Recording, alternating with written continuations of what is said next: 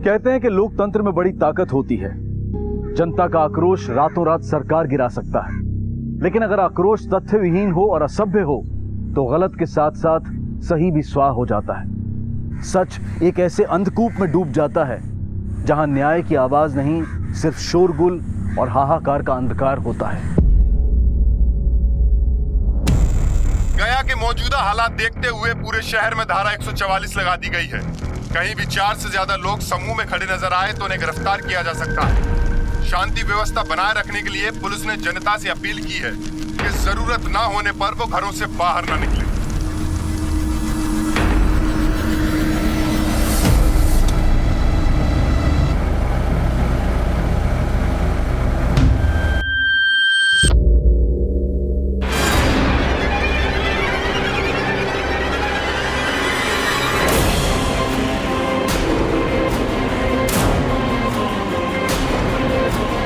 पीछे से भी भीड़ आ रही है।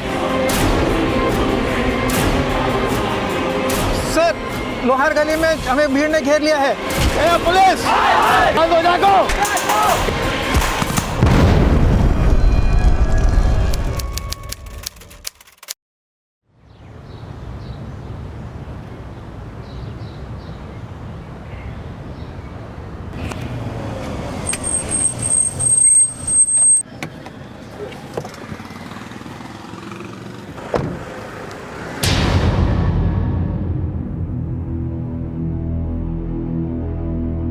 हम नीति सिंह। 4 महीने पहले हमारे पापा का ट्रांसफ़र गया में हुआ था और आज हमारा स्कूल में पहला दिन था। लेकिन हम सोचे नहीं थे कि ये गया शहर हमें उन बातों के लिए याद करेगा जिसका तब हमको ज़रा भी आभास नहीं था। अरे निशांत, संजय, रमेश, बहुत दमदार न्यूज़ लाया हूँ। क्या न्यूज़ बे? पेपर लीक होने से ज्यादा दमदार है क्या? अरे हमारा न्यूज़ सुनोगे तो ऊपर से नीचे तक पूरा लीक हो जाओगे। वो देखो।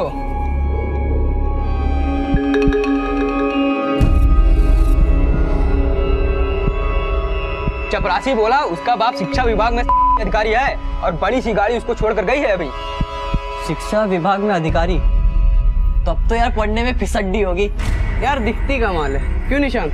चलो देखे इसके घुटने में कितना दिमाग है। तुम लोग अपना नजर और दिमाग इससे 2-4 मीटर दूरी रखो। अब इसके दिल और दिमाग पर केवल हमारा ही मोहर लगेगा।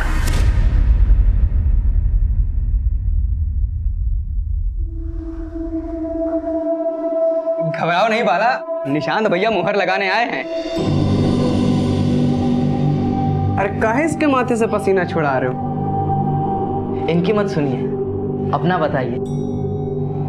नहीं, रैगिंग नहीं कर रहे हैं, इंट्रोडक्शन पूछ रहे हैं। माई सेल्फ पे बताइए ना थोड़ा सा।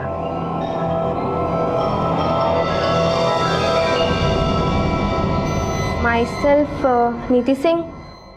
माई father's name is Prajapati Singh and I study in 9th standard. English फर्राटा है। आजकल की लड़की लड़का लोग को पीछे छोड़ रहा है। ये हमको बहुत बात है। लड़की आगे आगे, लड़का पीछे पीछे, 4-5 मीटर। अरे बस। इंग्लिश तो अच्छा है तुम्हारा नीति। अब देखते हैं कि मैथ्स कैसा है। बताओ 204 मीटर में कितना मिलीमीटर होता है?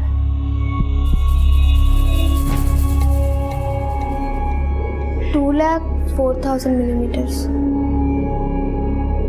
मैथ्स भी अच्छा है तुम्हारा। हमारा केमिस्ट्री जमेगा?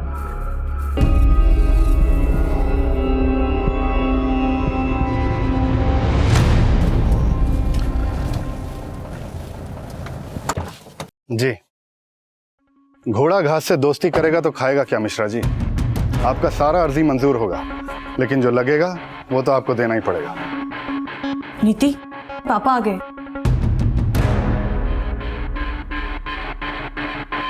अच्छा, हम रखते हैं। प्रणाम। नीति, कैसा रहा स्कूल का पहला दिन? अच्छा था। हमने तुम्हारे प्रिंसिपल से बात कर ली, तुम्हें वहां कोई दिक्कत नहीं हुई। लेकिन हाँ, किसी से ज्यादा घुलने मिलने की जरूरत नहीं है। हमें मालूम है कैसे लफंगे लोग भरे हुए हैं वहां। 1 साल काट लो, अगले साल किसी अच्छे स्कूल में एडमिशन करा देंगे तुम्हारा। जी।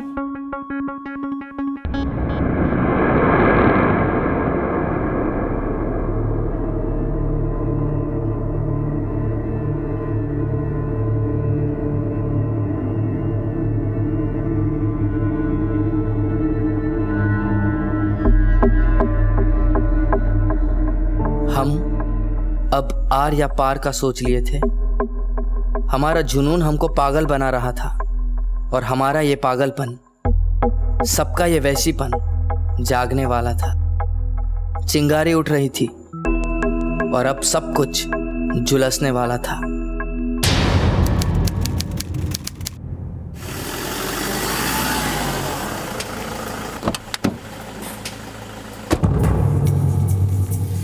इंस्पेक्टर साहब, जल्दी से चलिए, हमारी बेटी का अपहरण हुआ है।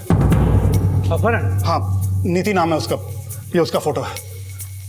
वो एक लड़का है निशांत, उसने और उसके लफंगे दोस्तों ने हमारी बेटी को उठाया। प्लीज कुछ कीजिए, हमारी बेटी सिर्फ 16 साल की है, पता नहीं क्या करेंगे उसके साथ। देखिए, हम तुरंत एक्शन लेते हैं, लेकिन पहले बताइए कि निशांत और उसके दोस्त है कौन? वो चारों लड़के नीति के स्कूल में पढ़ते हैं और कई दिनों से नीति को परेशान कर रहे थे। और वो जो निशांत है ना, वो उन सबका दादा है। मैंने उसे खुद 2 बार नीति का पीछा करते हुए देखा है।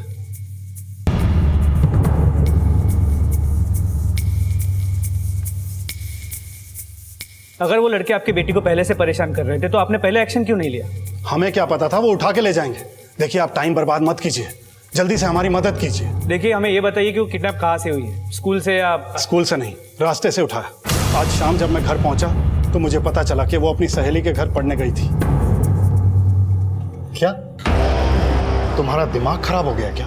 अंधेरा हो गया है और तुमने उसको सहेली के घर जाने दिया? अरे तुम्हें पता है ना वो लफंगे उसके साथ। अब देख क्या रही हो? फोन लगा उसको। जी।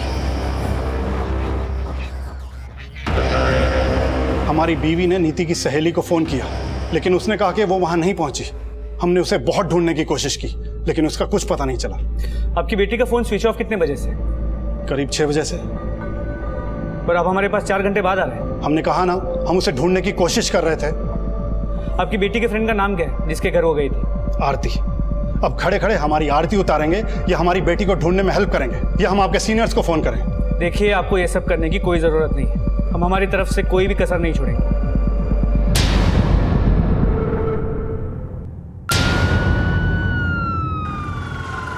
साहब, आजकल के लड़कों का कोई भरोसा नहीं। पढ़ने लिखने की उम्र में लड़की उठाने का काम करते हैं। माँ बाप को बच्चों से बातचीत करनी चाहिए ताकि उनको पता तो चले उनके दिमाग में क्या चल रहा है।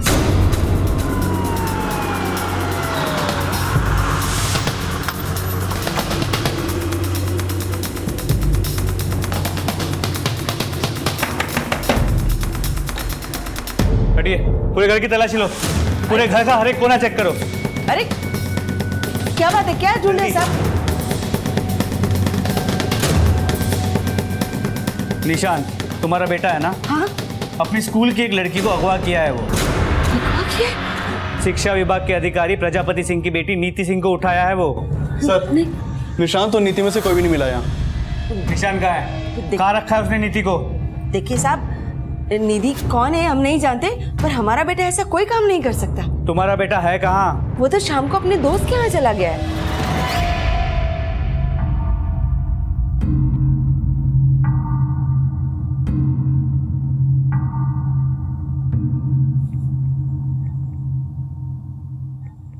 अरे क्या बात है, इतना सज धज के कहाँ जा रहे हो भाई? माँ कमल के घर पे जा रहे हैं, हमारे सारे दोस्त आएंगे वहाँ। थोड़े पैसे दीजिए ना हमें। पैसे का है? वो हम बाद में बताएंगे। ठीक है, तो पैसे भी हम बाद में दे देंगे। अरे माँ, पार्टी करने जा रहे हैं, अपने हिस्से के पैसे तो देने पड़ेंगे ना दोस्तों को, तो दीजिए ना थोड़ा सा पैसा। ले बेटा। थैंक यू माँ। शाम को घर से कितने बजे निकला हो? करीब 5 बजे। सर, ये प्रजापति जी की बेटी भी 5 से 6 बजे के बीच में गायब हुई थी। देखिए साहब, ये सब हम नहीं जानते। हमारा बेटा तो अपने दोस्त के यहाँ पार्टी करने गया है। दोस्तों के नाम, नंबर और पता हमें जल्दी बताओ। ठीक है, हम साहब से बात करते हैं। सर, समीर आरती की दोस्त नीति से मिला। उसने कंफर्म किया नीति आने वाली थी लेकिन नहीं आई। मतलब नीति का अपहरण नीति और आरती के घर के बीच के रास्ते से हुआ है। सभी जगह अच्छे से पूछताछ करो और पता करो कि निशान के बाकी दोस्त कहाँ हैं। सर।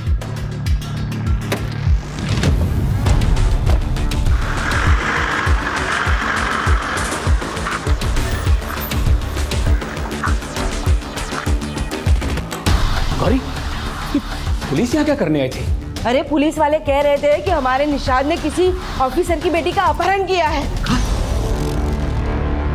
जिन लड़कों ने उस लड़की का अपहरण किया है उस लड़की का नाम नीति सिंह है, उम्र 16 साल, रंग गोरा, फोटो भेज रहे हैं। कुछ भी अपडेट हो तो हमें बता दीजिए। इस केस की शुरुआत एक स्कूल के 4 नाबालिग लड़कों पर उनके ही स्कूल की एक नाबालिग लड़की के अपहरण के आरोप से शुरू हुई, जो कि इस केस की गंभीरता को बढ़ा रहा था। बच्चों और माता पिता सबका भविष्य ताक पर था। ये केस अब एक ऐसा विकराल रूप लेने वाला था जो बिहार से दिल्ली तक हाहाकार मचाने वाला था। तरीका थोड़ी है सब। मेरी बात सुनिए साहब, मेरी बात सुनिए। अब ये क्यों लेके जा रहे हैं? इन्होंने क्या किया? अपने पति को छुड़वाना चाहती हो तो अपने बेटे से बोलो थाने आकर सरेंडर कर दे। जब तक वो थाने नहीं आएगा उसका बाप अंदर रहेगा। अरे पर इन्होंने किया क्या है? इन्हें छोड़ दीजिए। अरे मेरी बात तो सुनिए। पर इन्होंने किया, अरे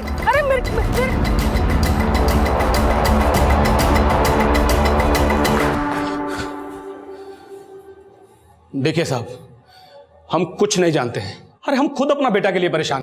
वो और उसके दोस्त प्रजापति की बेटी का पीछा किया करते थे और आज उसे उठा लिया है। जानते हो क्या केस लगेगा उन पे? उसकी बेटी सिर्फ 16 साल की है। साहब हमारा बेटा भी तो सिर्फ 17 साल का है और उसने कुछ नहीं किया है।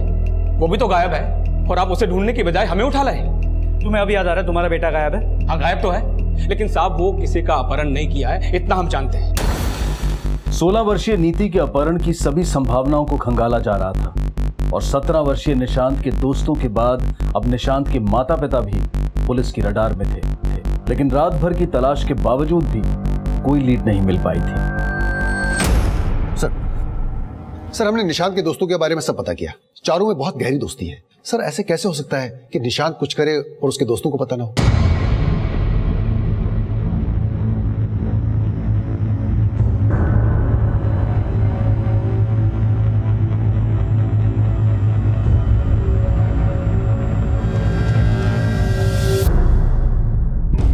हमने तुम तीनों को कल भी बोला था, अगर हमसे एक भी बात छुपाई तो पूरा करियर बर्बाद हो सकता है। नहीं, हम समझाते हैं। देखो बेटा, निशांत के बहकावे में आके तुमने जो कुछ किया है बता दो साहब को। हमें नहीं लगता कि निशांत ने नीति का अपहरण किया होगा। अच्छा, क्यों? वो और नीति प्यार करते थे एक दूसरे से। कहानी तो नहीं बना रहे? कहानी नहीं बना रहे सर, वो सच में एक दूसरे को चाहते थे और नीति ने तो निशांत का प्रपोजल भी एक्सेप्ट किया था।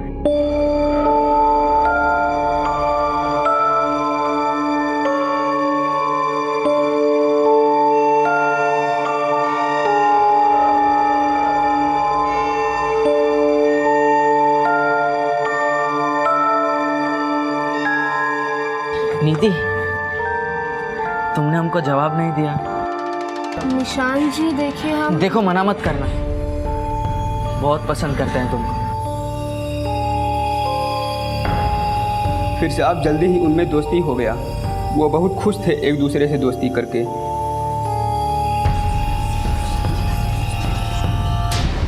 ठीक है, तो ये बताओ कि वो दोनों अब कहाँ हैं? सर वो हमें नहीं पता।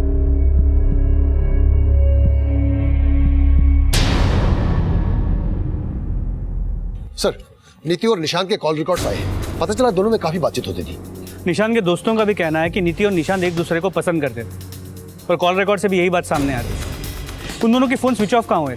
नीति का फोन कल शाम 5:30 बजे उसके घर के एरिया में ही बंद हुआ था और जब नीति का फोन बंद हुआ था तो निशांत का फोन वही एक्टिव था और फिर कल शाम 6 बजे निशांत का फोन हाईवे पे बंद हुआ था और नीति को आखिरी कॉल आरती का आया था। हाँ सर, निशांत और नीति अच्छे दोस्त हैं। कैसे दोस्त? सर वो एक दूसरे को पसंद करते हैं। नीति के फादर का कहना है कि निशांत ने नीति का अपहरण किया। नहीं सर, हमको वो सब नहीं पता कि वो क्या सोच रहे हैं, लेकिन जितना हम निशांत और नीति को जानते हैं, निशांत नीति का अपहरण नहीं कर सकता है। लेकिन हाँ, जब परसों उसके पापा स्कूल में उसे लेने आए थे तभी से वो बहुत घबराई हुई थी और अगले दिन स्कूल भी नहीं आई और फिर पता चला कि निशांत और नीति गायब है। सर मेरी स्कूल के प्रिंसिपल से बात हुई। परसों प्रिंसिपल ने प्रजापति को स्कूल में बुलाया था। सर मैंने प्रजापति जी को स्कूल बुलाया था ये इन्फॉर्म करने के लिए कि उनकी बेटी और निशांत के बीच में कुछ ज्यादा ही गहरी दोस्ती हो रही है। क्या हो रहा है? आपने नीति के फादर को सब कुछ बोल दिया, पर निशांत के पेरेंट्स को? सर निशांत के पेरेंट्स का नंबर मेरे पास नहीं था, लेकिन मैंने निशांत को वार्निंग दी थी कि वो अपने पेरेंट्स को ले आए। पुलिस को छोड़ना ही पड़ेगा रंजीत भाई साहब को। घबराइए नहीं भाजी, अगर पुलिस ने रंजीत भाई साहब को नहीं छोड़ा तो हम उनके नाक में दम कर देंगे। नीति और निशान के प्रिंसिपल और दोस्तों की बात है और उनके कॉल रिकॉर्ड्स, उससे तो यही लगता है कि इन दोनों के बीच में एफआईआर था। शायद निशान के घर वाले इस एफआईआर के बारे में नहीं जानते थे, लेकिन प्रजापति जानता था। फिर भी उसने पुलिस स्टेशन में आके कहा कि नीति को किडनैप किया गया है, जबकि ये केस इलोपमेंट है। सर, नीति का फोन उसके घर के एरिया में बंद हुआ था और उस समय प्रजापति भी वहीं था, और निशांत का फोन हाईवे की ओर जाते हुए बंद हुआ था। सर, इसमें कहीं प्रजापति की कोई चाल तो नहीं है? हो सकता है प्रजापति को ये पता चल गया हो कि नीति निशांत के साथ भागने वाली है और उसने उन्हें दोनों को गायब कर दिया अपनी इज्जत बचाने के लिए, और बाद में थाने में आकर गलत कंप्लेंट लिखवा दी कि निशांत ने नीति को किडनैप किया है।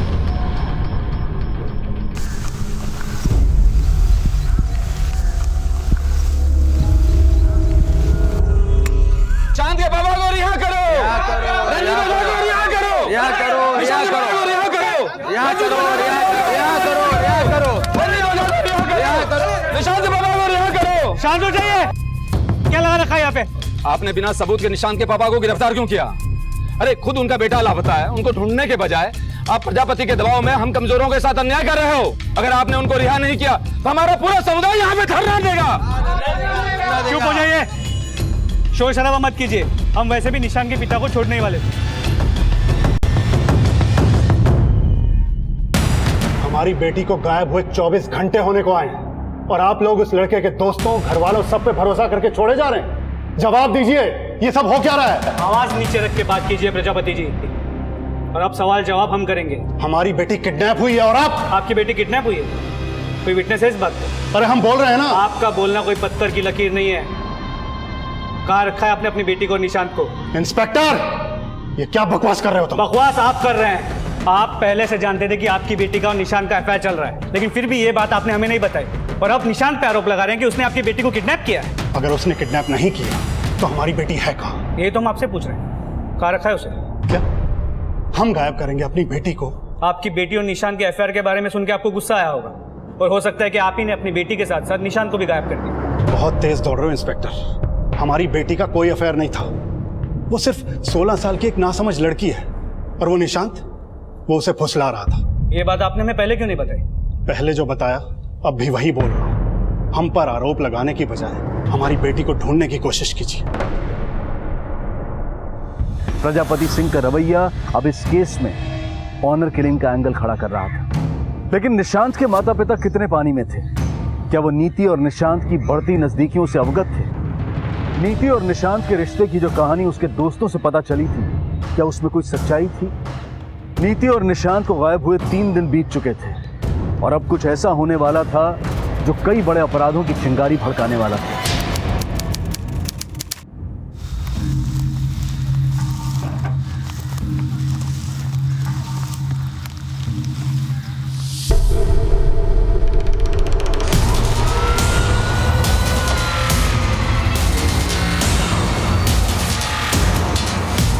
हटिए, पीछे हो जाइए।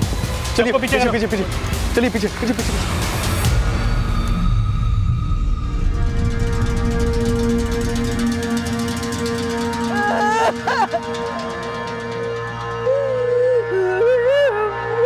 प्रकाश, आसपास चेक करो, बॉडी का सरिया और कोई सुराग मिल जाएगा। इंस्पेक्टर, हमने कहा था ना कि हमारे निशान ने कुछ नहीं किया, फिर भी आप उसके पापा को उठा के लेके गए। उस प्रजापति को क्यों नहीं उठाया? उसे नहीं मारा होगा मेरी बेटी को। नीति के अपहरण से शुरू हुआ ये केस अलॉपमेंट और अब ऑनर किलिंग का भी केस नजर आ रहा था। जैसे जैसे दिखाई दे रहा था वैसे वैसे सुनाई भी दे रहा था। लेकिन ये मामला अभी और भी ज्यादा चिंताजनक बनने वाला था, और इस मामले की गंभीरता को देखते हुए अब इस केस की अगुवाई गया के एसपी श्रीधर पांडे को सौंप दी गई।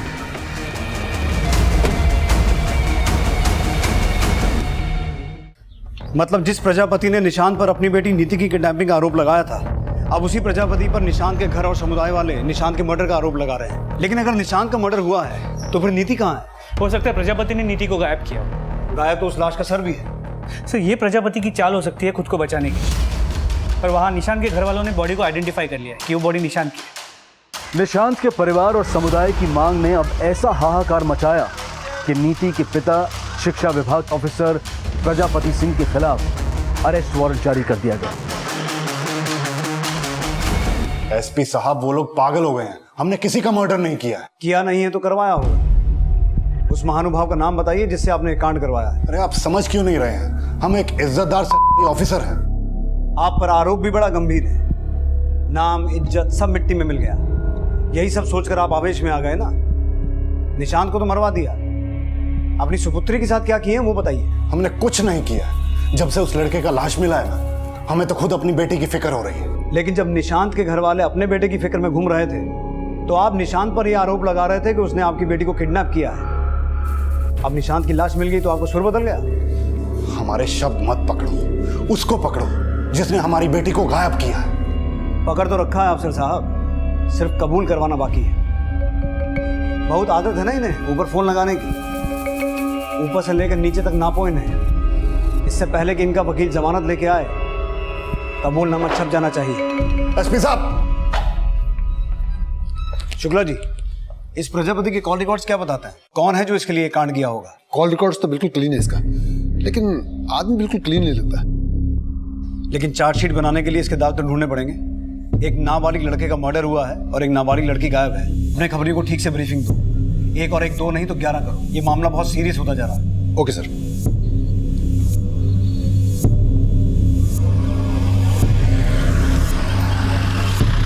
साहब, प्रजापति किसको सुपारी दिया इसका इन्फॉर्मेशन तो नहीं मिल पाया, लेकिन यहाँ ट्रांसफर लेने से पहले प्रजापति का पटना वाला घर औरतों की चीखों से गूंज रहा था। उनके कुछ पटना वाले पड़ोसियों से पता चला कि वो अपने बेटी और बीवी को पैर की जूती की तरह समझता था, और एक बार तो उसने अपनी बेटी को इतना मारा कि बेचारी 4 दिन सरकारी अस्पताल में एडमिट थी। और सर, उसने अपनी बेटी को पीट के हॉस्पिटल का खर्चा भी सरकार से वसूला।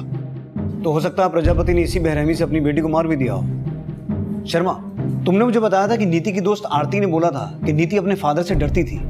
एक बार आरती से दोबारा बात कर। हाँ सर, उस दिन नीति अपने पापा से बहुत डर रही थी। तो वो इसलिए डर रही थी क्योंकि प्रिंसिपल ने उसके पापा को निशांत और उसके अफेयर के बारे में बताया। तुम इसके बारे में पहले से जानती थी लेकिन हमें नहीं बताया। ऐसा और कुछ है जो हमें नहीं बताया? हमने आपसे और एक बात छुपाई है। जिस दिन नीति के पापा उसे लेने आए थे, उस दिन नीति ने हमें धीरे से आके बोला था, अगर हम कल स्कूल नहीं आ पाए तो निशांत को बता देना हम प्रॉब्लम में हैं। बस यही बोला था या और कुछ भी? बस यही बोला था सर। और जब अगले दिन नीति स्कूल नहीं आई थी तो हमने ये बात जाके निशांत को कह दी।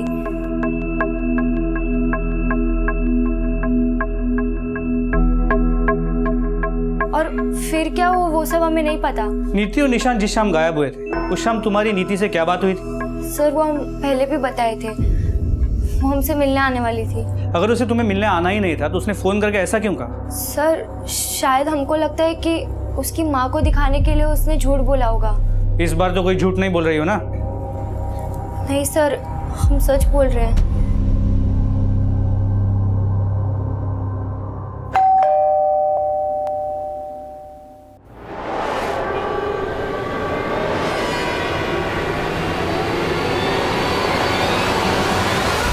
मतलब प्रजापति निशांत और नीति दोनों को नुकसान पहुंचा सकता है? जी सर।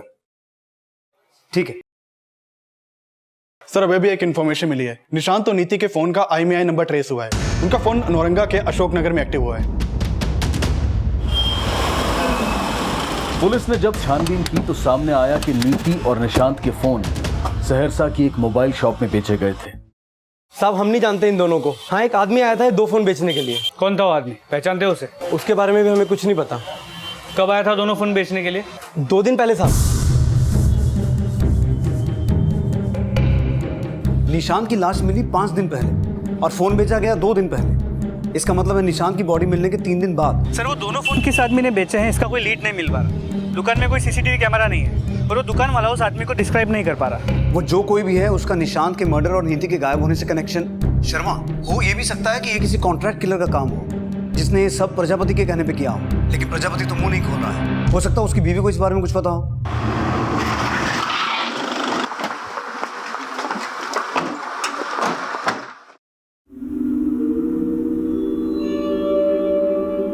हमने सुना है कि आपके पति आपके साथ साथ अपनी बेटी पे भी हाथ उठाते थे। आप फिर भी उन्हें बचा रही हैं। आप जानती हैं ना, आपके पति ने नीति के साथ भी वही किया जो निशांत के साथ किया। नहीं। निशांत और नीति के गायब होने से 1 दिन पहले आपके पति को नीति के अफेयर के बारे में पता चल गया था। क्या हुआ था उस शाम? पापा, यही सब करने के लिए भेजा था तुमको स्कूल? हमारा नाम, इज्जत सब डुबो दिया। क्या किया इसने? इसकी इस हरकत की जिम्मेदार तुम ही हो। तुम ही ने इसको इतनी छूट दी थी। पापा! पापा! आज से इसका घर से बाहर निकलना बंद, और अगर तुमने ज्यादा ममता दिखाई ना तो मुझसे बुरा कोई नहीं होगा। आप कुछ बोल क्यों नहीं रही है? क्या किया आपके पति ने? नीति के साथ क्या हुआ? निशांत को कैसे मारा गया?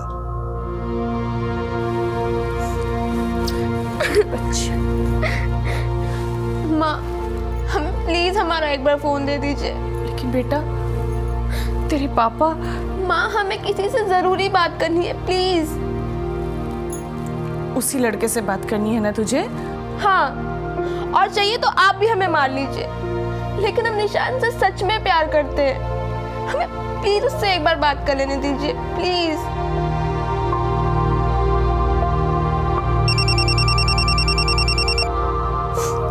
हेलो आरती। ठीक है माँ, हमें आरती के घर जाना है। झूठ मत बोल, तू कहीं बाहर नहीं जाएगी। नहीं तो तेरे पापा। माँ, हम उनके आने से पहले आ जाएंगे, प्लीज हमें जाने दो। ठीक है, लेकिन सुन, उनके आने से पहले वापस लौट आना।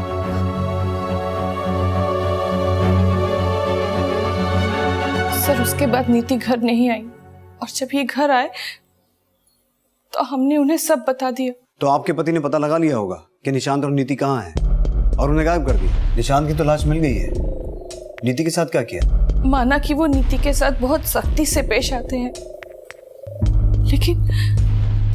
लेकिन वो उसे मार नहीं सकते। मारा नहीं होगा तो कहीं छुपा के रखा होगा। हमें कुछ नहीं पता, बस आप हमें हमारी बेटी ढूंढ दीजिए। हमें उसकी बहुत फिक्र हो रही है। नीति अब कहां थी, अब भी पहेली बनी हुई थी। नीति के पिता अपने बयान पर कायम थे, और पुलिस पिछले दिनों मिली अनआइडेंटिफाइड बॉडीज को स्कैन करके इन संभावनाओं को भी खगाल रही थी कि क्या मर्डर नीति का भी हुआ था। और सवाल यह भी उठ रहा था कि अगर नीति और निशांत का मर्डर हो गया था, नीति और निशांत के मोबाइल बेचने वाला शख्स कौन था? क्या वो कोई कॉन्ट्रैक्ट किलर था? आखिर क्या हुआ था नीति और निशांत के साथ? ये राज अभी कई और चौंका देने वाले एंगल्स खड़े करने वाला था। सर, ये बॉडी की पोस्टमार्टम रिपोर्ट आई है।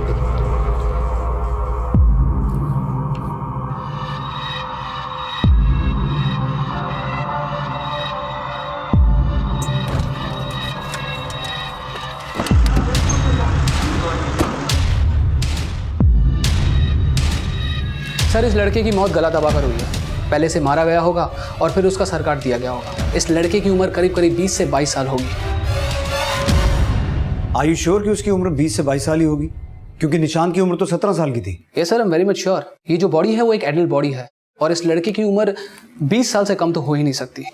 मतलब ये बॉडी निशांत की नहीं है, और अगर ये बॉडी निशांत की नहीं है तो उसके घर वालों ने ये बात क्यों मानी कि ये बॉडी उसकी है? सर, या तो वो लोग झूठ बोल रहे हैं या फिर उन्हें गलतफहमी हुई है। दोनों संभावनाएं हो सकती हैं, लेकिन सवाल यह है कि अगर वो बॉडी निशांत की नहीं है तो फिर किसकी है? प्रकाश, तुम ये पता लगाओ कि 20 से 22 साल के किसी लड़के की कहीं कोई मिसिंग कंप्लेंट फाइल हुई है। और शर्मा, तुम निशांत के घर वालों से मिलो, उन्हें ये कहो कि उस बॉडी के डीएनए से हमें उनका डीएनए मैच करवा के देखना है। देखो उनका क्या रिएक्शन सामने आता है। जी सर।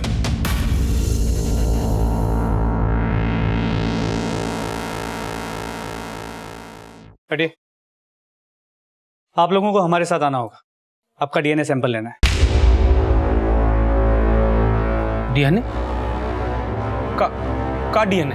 देखिए, हमें लगता है कि हमें जो लाश मिली है वो निशान की नहीं है,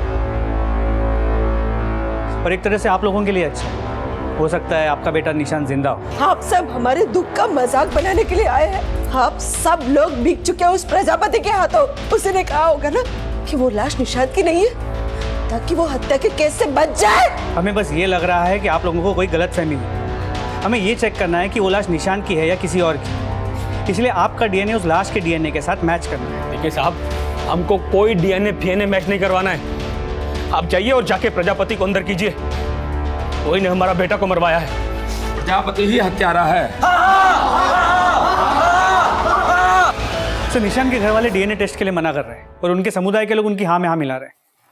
पहले निशांत के घर वालों ने एक सरकटी लाश को निशांत की बॉडी मान लिया, और अभी डीएनए सैंपल देने से भी मना कर रहे हैं? जी सर, इसके अलावा आसपास के थानों में भी पता किया, कहीं भी किसी जवान लड़के की कोई मिसिंग कंप्लेंट नहीं है जो उस बॉडी से मैच करती है। निशांत ओझा की लाश दो, निशांत ओझा की लाश दो, निशांत ओझा की लाश दो, निशांत ओझा की लाश दो, निशांत ओझा की लाश दो, निशांत ओझा की लाश दो, निशांत ओझा की लाश दो, निशांत ओझा की लाश दो। देखिए, जब तक पोस्टमार्टम रिपोर्ट की जांच नहीं हो जाती हम आपको लाश नहीं सौंप सकते हैं। हमारा सहयोग कीजिए। हम उस लाश का डीएनए निशांत के माँ बाप के डीएनए से मैच करवा के देखना चाहते हैं कि वो लाश निशांत की है या किसी और की है। अरे बंद कीजिए आपका नाटक और इनके बेटे की लाश इनको सौंपिए। और ये मत समझिएगा कि हम लोग प्रजापति के खिलाफ लड़ नहीं सकते। हमारा पूरा समुदाय रंजीत ओझा भाई के साथ है। जब तक डीएनए टेस्ट नहीं हो जाता हम आपको लाश नहीं दे सकते। अपने अपने घर को लौट जाइए, वरना हमें बल का प्रयोग करना होगा।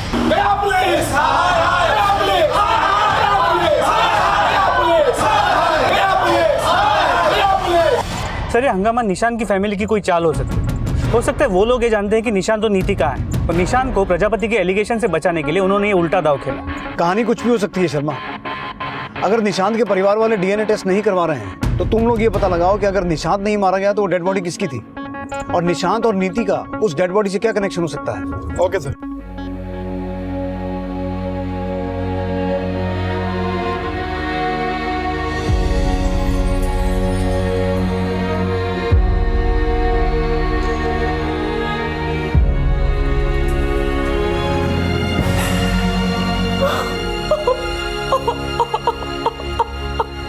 बॉडी की पोस्टमार्टम रिपोर्ट और निशांत के घर वालों की डीएनए ना करवाने की जिद अब निशांत के घर वालों को शक के दायरे में ले आई थी और नीति के पिता की जमानत को मंजूरी मिल गई थी। और पुलिस अब यह पता लगाने की कोशिश कर रही थी कि अगर वो बॉडी निशांत की नहीं थी तो मर्डर किसका हुआ था, नीति और निशांत के गायब होने का राज क्या था। लेकिन इन सवालों को नजरअंदाज करता निशांत का समुदाय उस सरकटी लाश को अब भी निशांत की बॉडी मानकर विरोध की एक ऐसी चिंगारी भड़का रहा था जो पूरे शहर को झुलसाने वाली थी। रंजीत और उसके मरे हुए बेटे को हमारे समुदाय की मदद चाहिए। पुलिस की मनमानी और अन्याय नहीं चलेगी। हमारे समुदाय की इज्जत की रक्षा के लिए आप सबको आगे आना होगा। जरूरत पड़ी तो हम पुलिस में लाठी चार्ज भी करेंगे। गया पुलिस, निशांत ओझा को, गया पुलिस, निशांत ओझा को।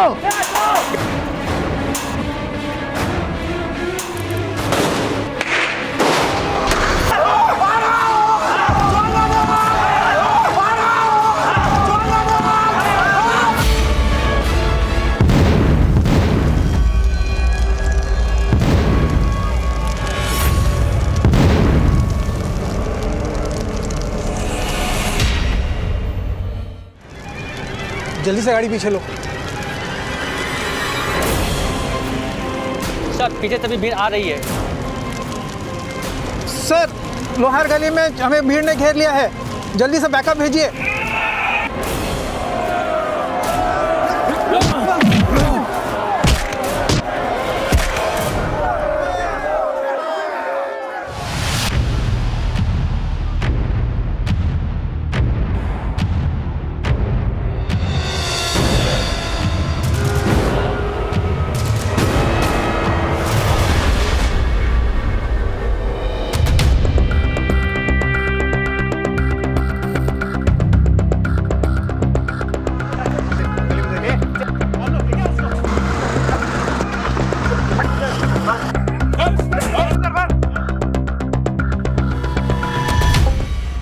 इतनी रात हो गई है, अकेले हैं आप, थोड़ा संभल के आइएगा। अरे तुम्हारे सैया दरोगा तो डर काहे का, 30 साल से सर्विस में है, आज तक कुछ हुआ जो अब होगा।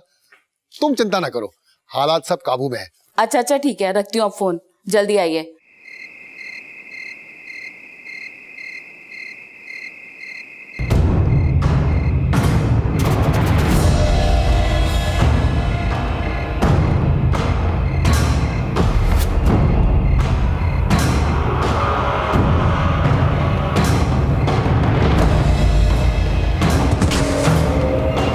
कल रात पुलिस स्टेशन से घर लौटते वक्त किसी ने उन पर अटैक किया, शायद दंगाई भीड़ ने। लेकिन कल रात दंगों की कोई खबर नहीं थी। मुझे ये काम दंगाइयों का नहीं लगता। जैन सर, बट सर ये केस किडनैपिंग, एलोपमेंट या ऑनर किलिंग का नहीं है। मुझे तो इसके पीछे बहुत बड़ी गेम लगती है और हम लेकिन सर डीएनए टेस्ट करवाए बगैर हम बॉडी कैसे हैंड ओवर कर सकते हैं? Right sir. जय हिंद सर। निशांत के घर वालों को बॉडी हैंड ओवर कर दो। लेकिन sir, I know Sharma, DNA test is important, but right now peace is our priority. DNA sample preserve करवाओ और बॉडी हैंड ओवर कर दो। सर,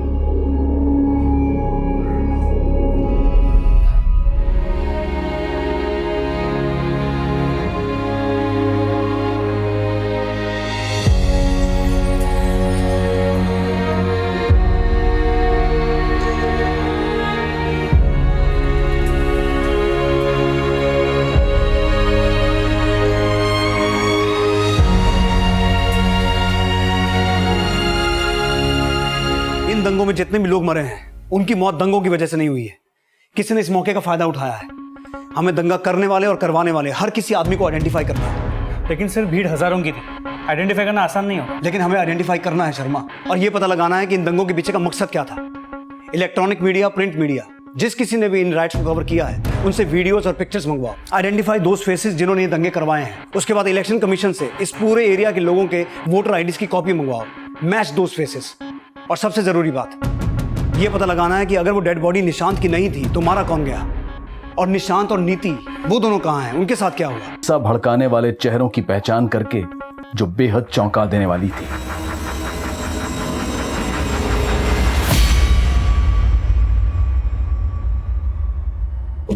सर, दंगाइयों में 3 ऐसे लोगों को आइडेंटिफाई किया जो गया के नहीं है। यहाँ की वोटर आईडी लिस्ट में इनका कोई रिकॉर्ड नहीं है। पता करो ये कौन है, और जहां कहीं भी मिले उठा के लेके आओ।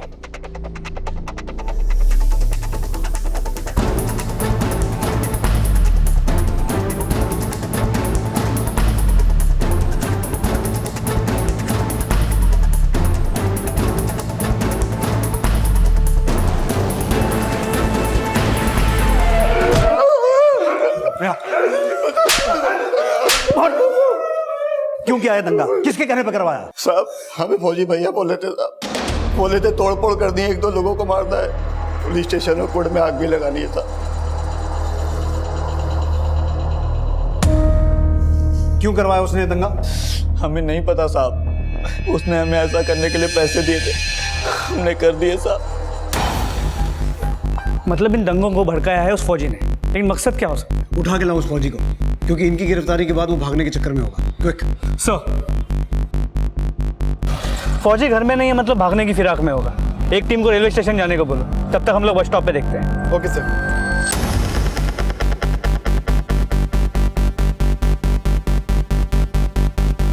सर वो देखिए, ये तो फौजी है।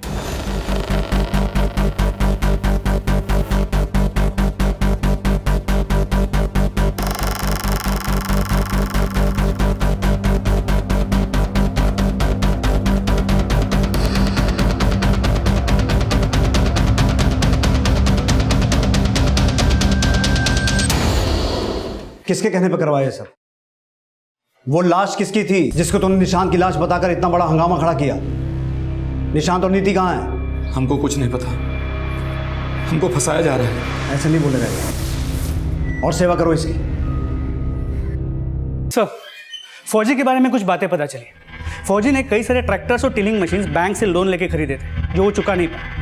इस वजह से बहादुरपुर पुलिस स्टेशन में उसके खिलाफ कई केसेस दर्ज हैं और कोर्ट में भी कई केसेस चल रहे। दंगों के दौरान पुलिस स्टेशन और कोर्ट में आग लगाई गई थी और इस आग में फौजी के खिलाफ के सारे डॉक्यूमेंट्स जल गए। सिर्फ अपने खिलाफ केसेस के डॉक्यूमेंट्स खत्म करने के लिए तूने इतना बड़ा दंगा करवाया? कुछ पता भी है कितने लोग मारे गए, कितने घायल हुए? आप कुछ भी बोलिएगा और हम मान लेंगे, हमने ऐसा कुछ भी नहीं किया। आखिरी मौका दे रहा हूं, सच सच बोल। वो लाश किसकी थी बता, जिसको तूने निशांत की डेड बॉडी बताकर इतना बड़ा दंगा करवाया? हमको मारकर आप हमारे ह्यूमन राइट्स का उल्लंघन कर रहे हैं। इतने लोगों को मरवाने के बाद तुझे अपने राइट्स याद आ रहे हैं? इससे पहले मेरा दिमाग खोल जाए, अपना मुंह खोल दे। हम सच कह रहे हैं सर, हमारा कोई हाथ नहीं है, कहीं उस सरकटी लाश के पीछे, नहीं निशांत और नीति के गायब होने में। हम तो बस अपने कुटुंब के लिए आवाज उठा रहे थे। आवाज उठा रहा था। लेकिन फौजी एक शातिर क्रिमिनल था और पुलिस उससे कुछ भी कबूल करवाने में सफल नहीं हो पाई थी। केस डेड एंड पर नजर आ रहा था। लेकिन वो सरकटी लाश किसकी थी? उसे निशांत की लाश मनवाने का मकसद क्या फौजी के अपराधों से ही जुड़ा था, या फिर इसमें निशांत के घर वालों की भी कोई भूमिका थी? या फिर नीति के पिता के खिलाफ कोई साजिश? क्या नीति और निशांत जिंदा भी थे या फिर राज कुछ और ही था? अरे हम तो है कानी बुद्धि के, तुम्हारे दिमाग को क्या हुआ था? लोग थूक रहे हैं, हमारे मुंह पर थूक रहे हैं लोग।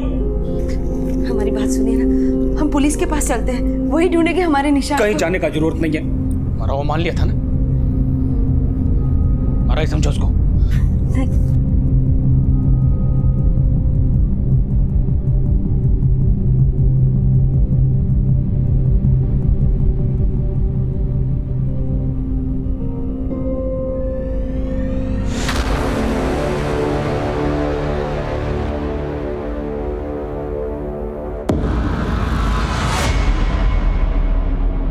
नीति और निशान को दिल्ली में देखा गया है। दिल्ली चलने की तैयारी करो।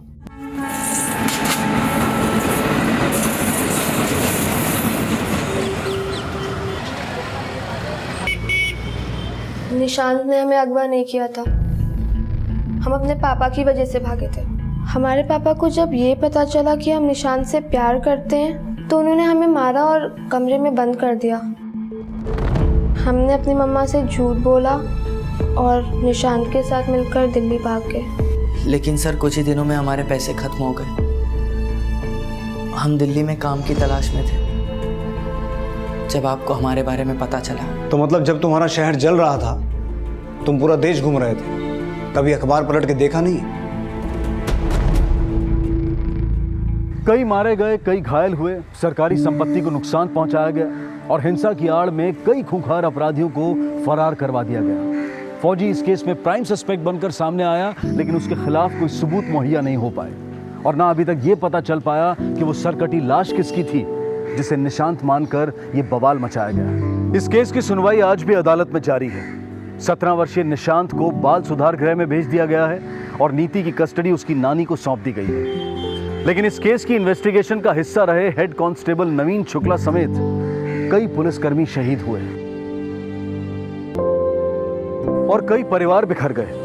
कहते हैं कि जब झूठ डंके की चोट पर बोला जाता है तब सच पर काली पट्टी बांधी जाती है। लेकिन बिना सोचे समझे किसी की भी बात पर भरोसा कर लेना, भेड़ चाल में जुड़कर सामने वाले की हाँ में हाँ मिलाना सिवाय मूर्खता के और कुछ नहीं है। अगर हमें अपना विरोध जायज भी लगता है तो इसका मतलब ये नहीं है कि हम हिंसा भड़काएं, तोड़फोड़ करें। हम अक्सर देखते हैं कि आजकल लोग हर छोटे बड़े मुद्दों के विरोध में बेहद हिंसक हो जाते हैं। बात तो वो अपने न्याय की करते हैं, लेकिन उनका रवैया न्याय व्यवस्था को ताक पर रख देता है, जो कि लोकतंत्र की आजादी में अराजकता का माहौल पैदा कर देता है और जिसकी हानि पूरे देश और समाज को भुगतनी पड़ती है। देखते हैं हमारे आज के एपिसोड की दूसरी कहानी।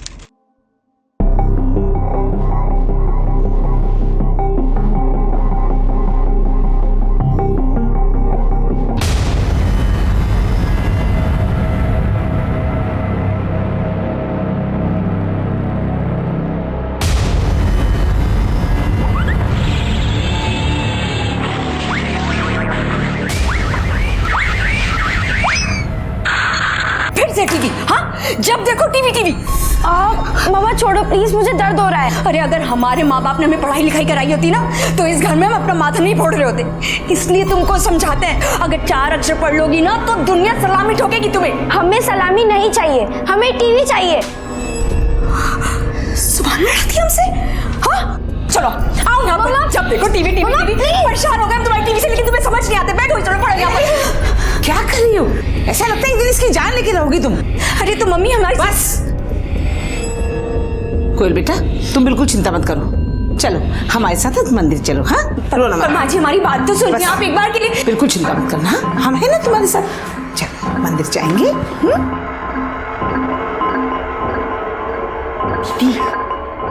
खूब निशाने पे तीर मारे थे आप, आपका नशक एकदम सही था। तूने ठीक से तो पता किया है ना?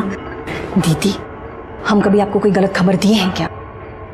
वो जो बैंक वाली मैनेजर मैडम है ना रूही, वो क्या ही जाते हैं साहब मुंह मारने। अभी भी साहब वही है। अरे बस करना, कितना साफ करेगी? वैसे भी लिपस्टिक का दाग तो मिटा देगी, बाकी लव बाइट्स का क्या करेगी? इलेक्शन शुरू होने वाले हैं और तुम्हें टिकट मिलने के चांसेस हैं, इसलिए मैं नहीं चाहती कि मेरी वजह से कोई भी प्रॉब्लम हो। मेरे साथ भले तुम जितनी मर्जी डर्टी पिक्चर बना दो, लेकिन लोगों के सामने तुम्हारी इमेज एकदम क्लीन होनी चाहिए, समझे?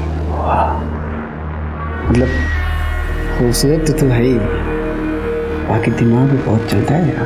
हाँ? अच्छा, तो मैं तुम्हें पसंद हूँ? बार बार बोल के बताई जाए जरूरी नहीं होता है ना, भावनाओं को समझो। तो अच्छा चलो यही बता दो, मैं तुम्हें ज्यादा पसंद हूँ या फिर तुम्हारी बीवी?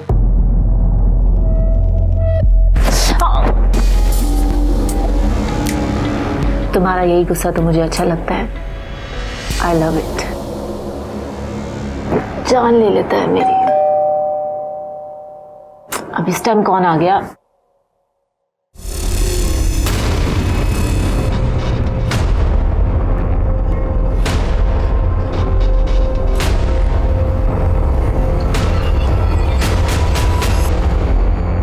क्या?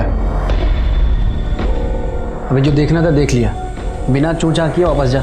चल निकल निकल।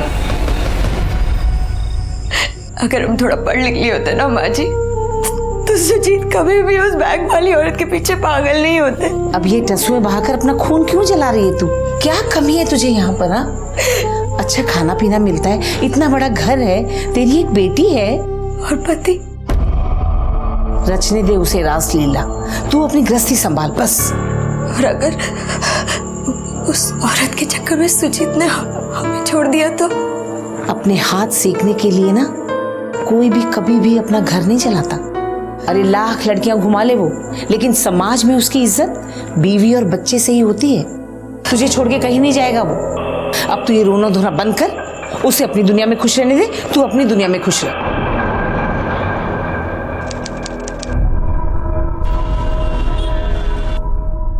अरे बहू, हम जरा मंदिर जाके आ रहे हैं।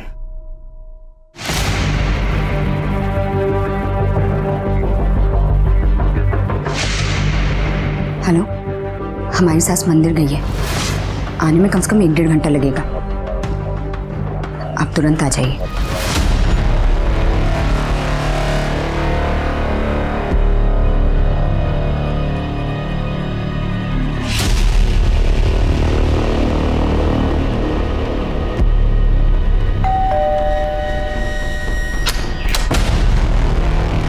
अभी नहीं, घर पे कोई है, बाद में आना। ओम ह्रीम क्लीम जाम धूम ओम ह्रीम क्लीम जामुनाय नमः ओम ह्रीम क्लीम जामुनाय विच्छाय नमः ओम ह्रीम क्लीम जामुनाय विच्छाय नमः।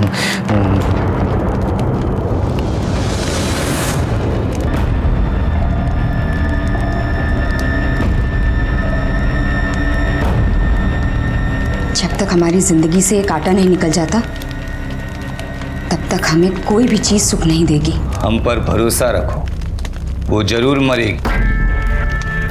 और नहीं मरी तो तुम हमारी विद्या की परीक्षा लेना चाहती हो।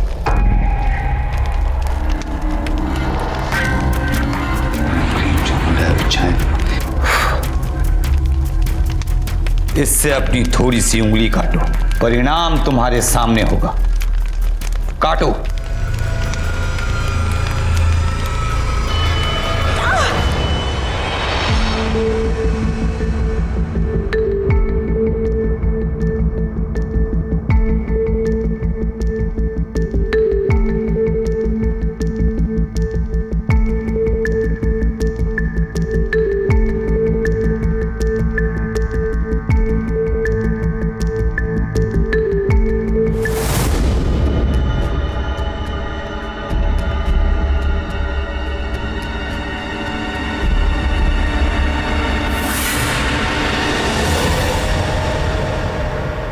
अरे इसको इससे गुना करो और इसमें जोड़ दो, इतना तो आसान है। क्या मम्मी आप कुछ भी पढ़ा रहे हो? अरे पर खाने में कड़ी चावल बनाए हैं, आपको पसंद है ना? अरे तुम हमारी पसंद की चिंता रहने दो, वो हम देख लेंगे। तुमको इस घर में सब कुछ खाने पीने को मिल रहा है ना, तो जो मर्जी बना के खाओ, लेकिन हमारा दिमाग ना खाओ तुम।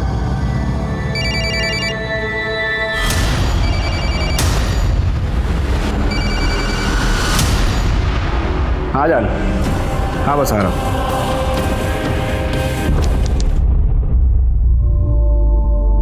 बाय दादी। बाय बेटा। हाँ जी, आप मैनेजर को फ़ोन कर लीजिए, बुकिंग का वही देखेगा। हाँ जी, क्या? हाँ, पेमेंट का भी वही। हाँ ठीक है, ठीक। हाँ, डेट सेम डेट जी जी, ठीक। देख बेटा, हम तुम दोनों के बीच में बोलते तो नहीं है, लेकिन एक बात बताएं, कल तुम्हारे जाने के बाद दीवार पे सर मार मार के इसने अपना सर फोड़ लिया। वो तो भगवान का शुक्र है कुछ हुआ नहीं, लेकिन कल अगर कुछ कर बैठेगी तो क्या करेंगी? तुम परेशान ना हो माँ, हमको पता है बहुत ज्यादा नौटंकी कर रही है आजकल। श्याम जी, एक बार गाड़ी रोक दीजिए। क्या हुआ मैम? मैडम, हम स्कूल के लिए लेट हो जाएंगे। हाँ हाँ ठीक है, लेकिन मुझे इसका टिफिन तो चेक करने दीजिए। इसने टिफिन रखा भी है या नहीं रखा, वरना स्कूल वापस आना पड़ेगा देने।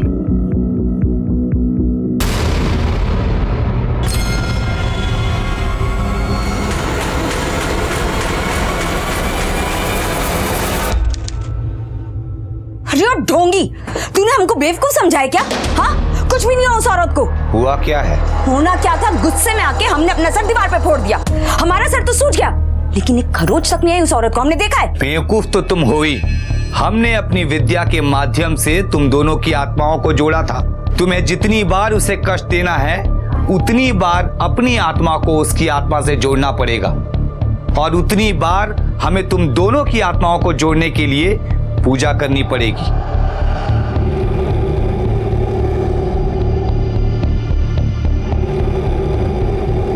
लो, इससे मारो खुद को, अब असर जरूर होगा।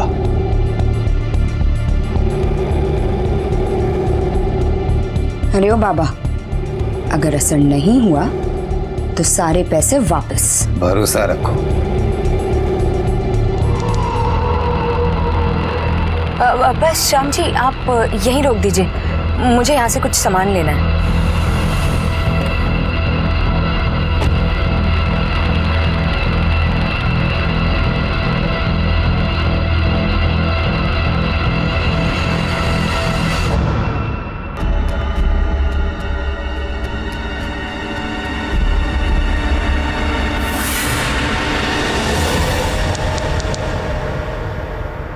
कोयल बेटा, शाम को लौटते हुए इसे ले भी आऊंगी, ठीक है? चल, आज दादी के साथ स्कूल। हाँ।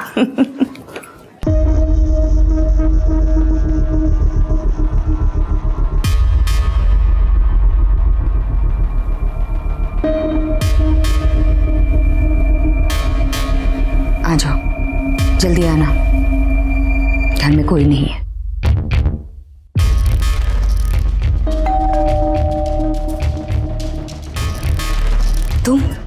तुम्हारा तो समय गलत चल रहा है, 2-3 घंटे बाद आना, अभी घर पे कोई है।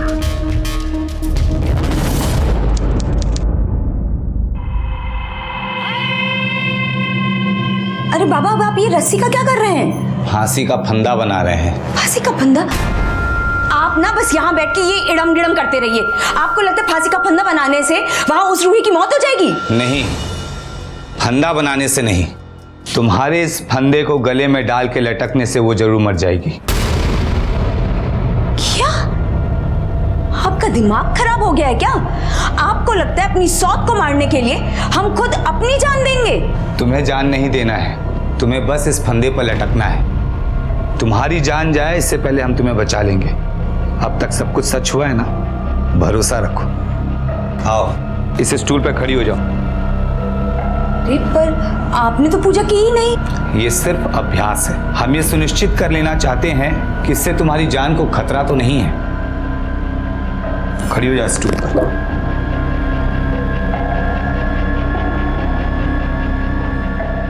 ये ठीक है ना?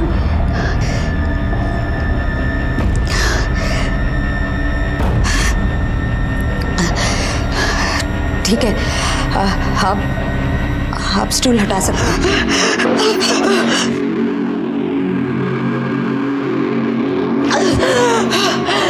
पानी पियो।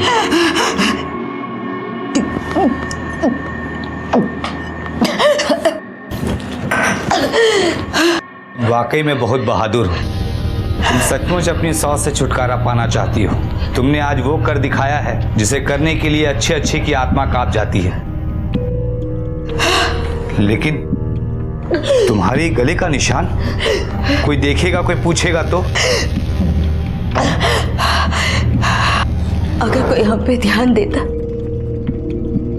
तो ये सब करने की हमें जरूरत ही क्या थी?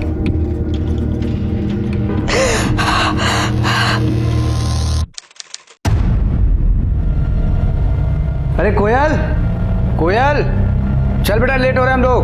प्लीज मम्मा चलो ना हमारे साथ प्लीज। कोयल, उसको नहीं आना तो छोड़, तू चल मेरे साथ, जिद मत कर। निकालो यार गाड़ी तुम।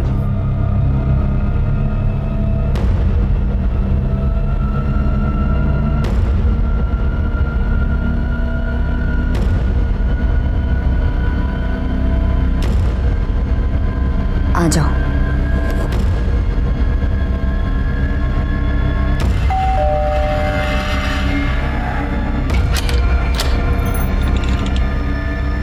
चिंता मत करो, आज जाने के लिए नहीं कहूंगी।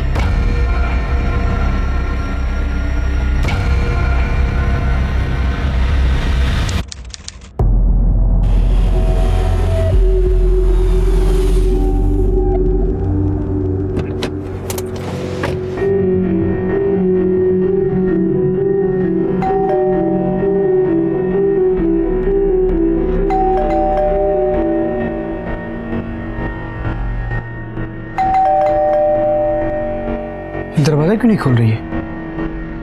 सो गई है क्या? पता नहीं। आपके पास दूसरी चाबी है क्या? हाँ।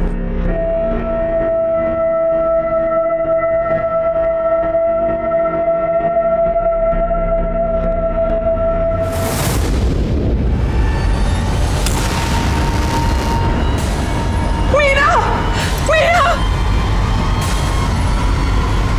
ये क्या हो गया? मीना,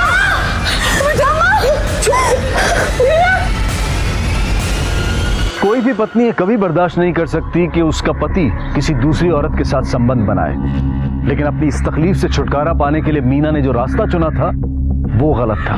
मीना अंधविश्वास में पड़कर अपने आप को चोट पहुंचा रही थी ताकि वो रूही को दर्द दे सके। मीना एक तांत्रिक के साथ मिलकर रूही को मारना चाहती थी, लेकिन इसके विपरीत अब वो खुद अपनी जान गंवा बैठी थी।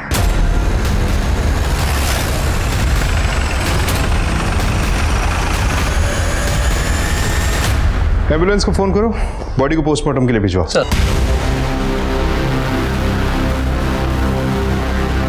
कैसे हुआ ये सब?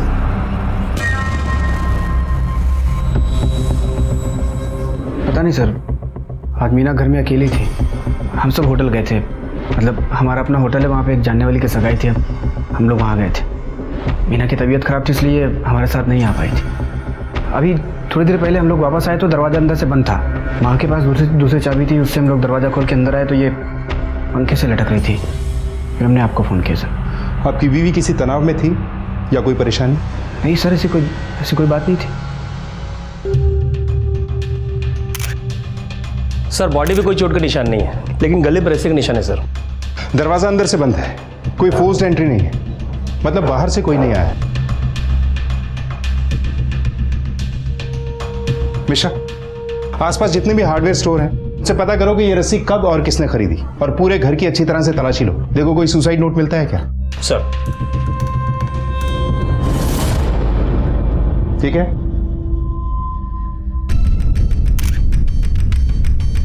सर ये तो राग जैसा लग रहा है। त्रिपाठी सर, इसका सैंपल लो और चेक करवाओ कि ये क्या है। सर। मम्मा, कोयल बेटा चुप हो जा। दादी कहाँ लेके जा रहे?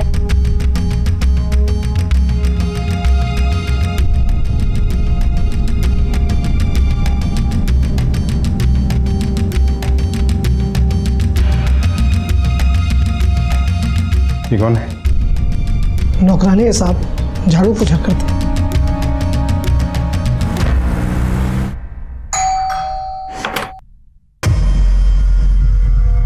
तुम? और क्या हालचाल? तुम्हारी बीवी मर गई, तुम यहाँ क्या कर रहे हो? अरे यार तुम सवाल जवाब करके मेरा दिमाग खराब मत करो। पुलिस वालों ने ऐसे दिमाग की दही कर रखी, क्या हुआ, कैसे हुआ, क्यों हुआ, किसने किया। अबे तुम पुलिस वाले पता करो ना किसने किया है। दिमाग खराब कर दिया है मेरा। वैसे ये सवाल तो मैं भी करना चाहती हूँ कि ये सब हुआ कैसे? वो खुद मरी या फिर? हमारे रास्ते का काटा थी, हट गई ना। अब वो खुद मरी कि किसी और ने मारा, क्या फर्क पड़ता है?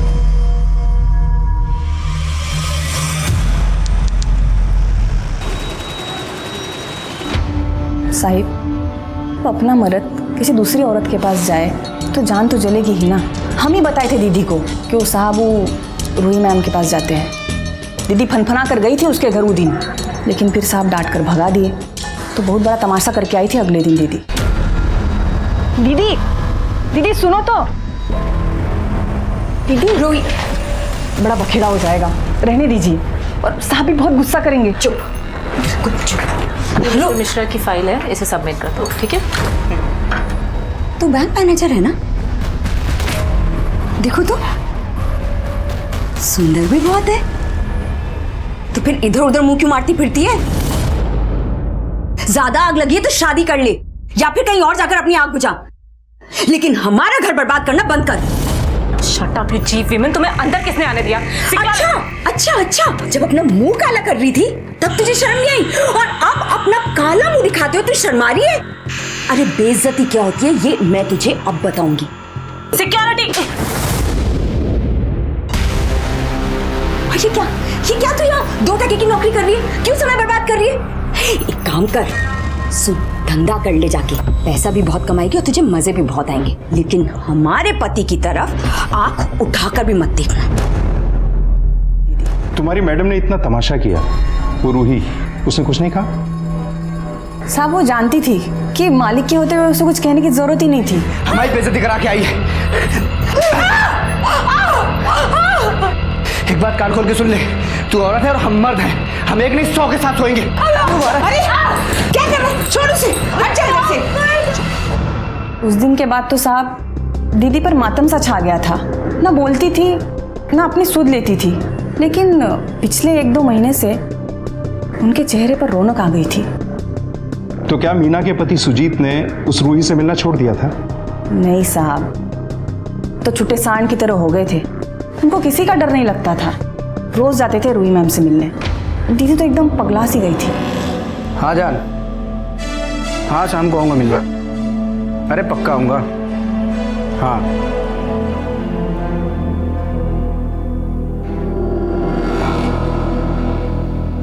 दीदी, आपकी हालत देख के ना हमको बहुत दुख हो रहा है। अब ज्यादा दिन दुख नहीं रहेगा, क्योंकि मुझे तरीका मिल गया है उस रूही को अपने पति से अलग करने का। कौन सा तरीका? जब काम हो जाएगा तो बता देंगे, लेकिन तब तक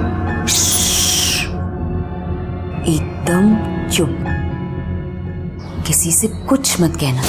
ऐसा क्या तरीका मिला था मीना को?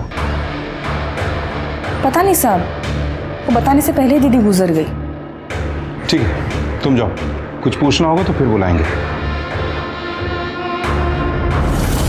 सर, पोस्टमार्टम रिपोर्ट आ गई है। देखो मिश्रा। सर, इस पोस्टमार्टम रिपोर्ट के हिसाब से मीना की मौत 1 बजे से 4 बजे के बीच में हुई है, और सर पर 2 महीने पुरानी चोट के निशान भी हैं। सर ये देखिए, वोकल कॉर्ड पे अंदरूनी इंजरी के निशान है, और सर ऐसे ही निशान 2 महीने पहले के भी हैं। सर हो सकता है कुछ दिन पहले भी उसने सुसाइड अटेम्प्ट किया। बॉडी में कोई नींद की या बेहोशी की दवा मिली? सर बॉडी तो एकदम क्लीन है। इसका मतलब है कि मीना ने सच में सुसाइड अटेम्प्ट किया है, लेकिन मीना ने कोई सुसाइड नोट नहीं छोड़ा।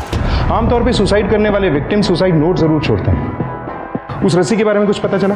नहीं सर, पूछताछ जारी है। जरा इसके पति के बारे में भी पता करो। सुजीत के मुताबिक उस दिन वो होटल में था, वहां का सीसीटीवी फुटेज चेक करो, देखो वाकई वहां था या नहीं। सर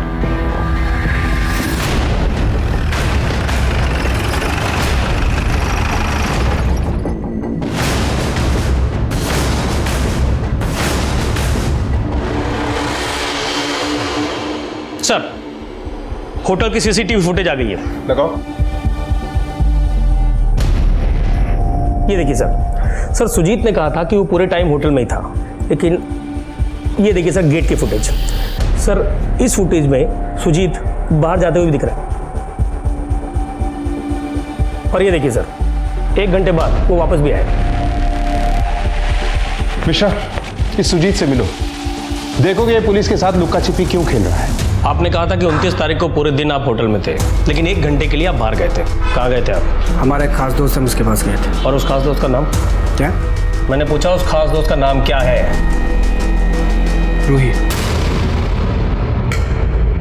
हाँ सर, उस दिन सुजीत मेरे घर पर आए थे। एक्चुअली सर उस दिन बैंक हॉलीडे था, इसलिए हम दोनों ने टाइम साथ में स्पेंड किया था।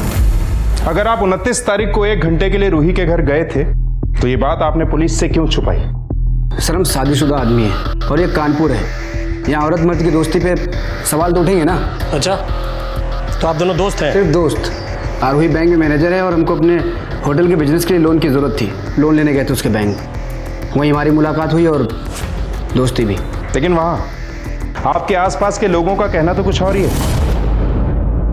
देखिए सर, बात ऐसी है कि वो लोग हैं, उनका काम है कहना। और वैसे भी अगर ऐसा कुछ है तो इससे क्या फ़र्क पड़ता है? इससे ये साबित तो नहीं होता ना कि हमने अपनी पत्नी की हत्या की है। और आप जबरन एक आत्महत्या को हत्या करार देने पे क्यों तुले हो? ठीक है, आप जा सकते हैं।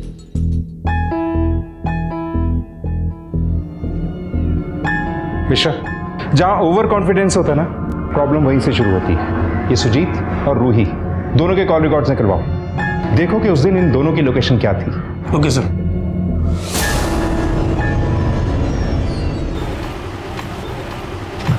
सर, कॉल रिकॉर्ड्स आ गए।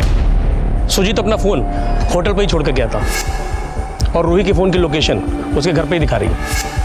इसका मतलब है कि ये दोनों खेल खेल रहे हैं। ऐसा करो, सुबह इनके घर के आसपास पूछताछ करो। किसी ने तो सुजीत को अपने घर आते देखा होगा। सर,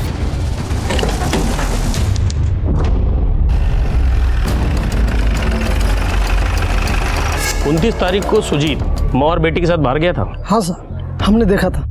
अच्छा, बीच में सुजीत वापस आया था? ये तो याद नहीं साहब। ठीक है साहब, एक बात बोलूं? बोलो। मुझे लगता है कि मीना भाभी का किसी से कोई चक्कर था। साहब, मैंने कई बार एक आदमी को देखा था, जब घर पे कोई नहीं होता था तभी वो मीना भाभी से मिलने के लिए आया करता था।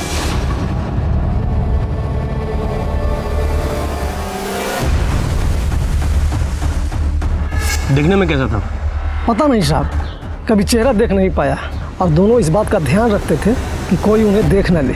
और मीना भाभी पहले खुद दरवाज़ा खोल करके देखा करती थी कि कोई उन्हें देख तो नहीं रहा है, उसके बाद वो बाहर निकलता था।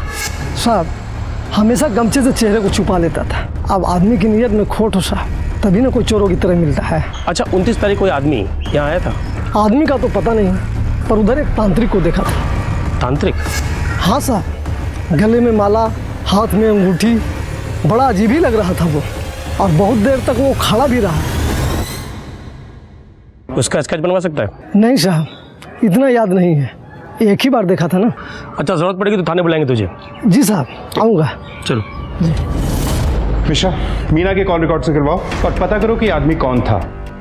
और हाँ, ये भी पता करो कि क्या मीना किसी तांत्रिक के टच में थी जिससे उस दिन उसकी बात हो रही हो। पूरी पॉसिबिलिटी है कि इस आदमी के बारे में सुजीत को पता चल गया और इसीलिए उसने मीना को मरवाया।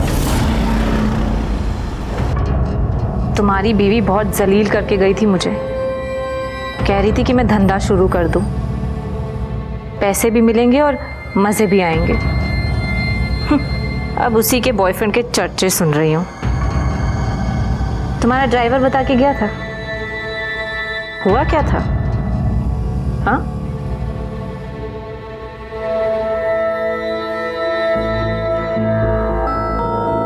मेरे सामने तो बड़ा मर्द बनते हो तुम, अपनी बीवी को खुश नहीं कर पाए।